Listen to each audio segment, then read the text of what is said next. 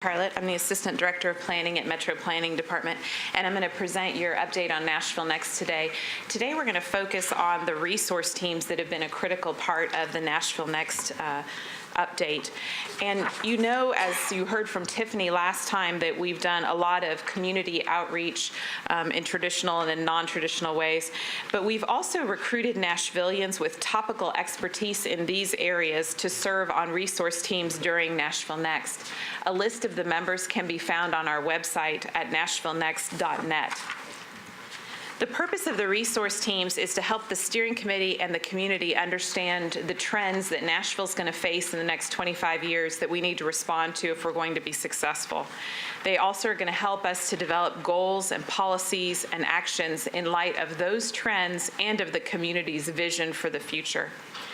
The resource teams will help us to harness the tools we have at hand, such as land use, transportation, and infrastructure, and other policy decisions to meet the goals of the community.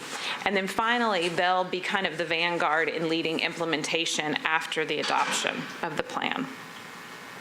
Here's their primary work. Last summer and into the fall, they spent quite a bit of time identifying major forces, trends that are impacting Nashville's future.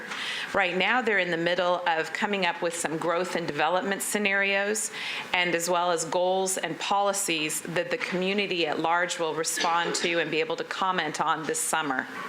And then after the community has commented on those goals and policies and determined a preferred scenario for growth, then the resource teams will reconvene this fall to flesh out their goals and policies and some actual action steps, short, medium, and long-term actions that we can take as a city to reach our goals. In terms of the driving forces, the resource team's first task was to understand the dynamics that are impacting Nashville, identify key trends, bring some different perspectives to the process. So as an example, the Economic and Workforce Development team spent a fair bit of time talking about our labor force in the future, given that we're going to have the retiring baby boomers, and Nashville, like many other cities, is expected to face a labor shortage. So then they turn in their goals and policies to thinking about how we retain our current graduates, how we bolster our current education system, and so on and so forth to make sure that we have the workers for the jobs. Right now, the resource teams are focused on their goals and policies, and they're taking their understanding of these driving forces and creating goals and policies. During this phase, the resource team will also respond to the 3 growth and development scenarios that are being proposed and bring kind of a qualitative assessment of should we grow in this way or another way, and what will it mean for economic and workforce development? What will it mean for children and youth and education?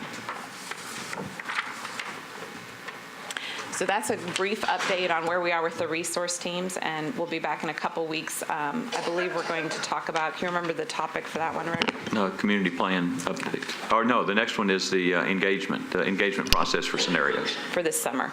Are there any questions on that? Questions or commissioners? Okay. Thank you.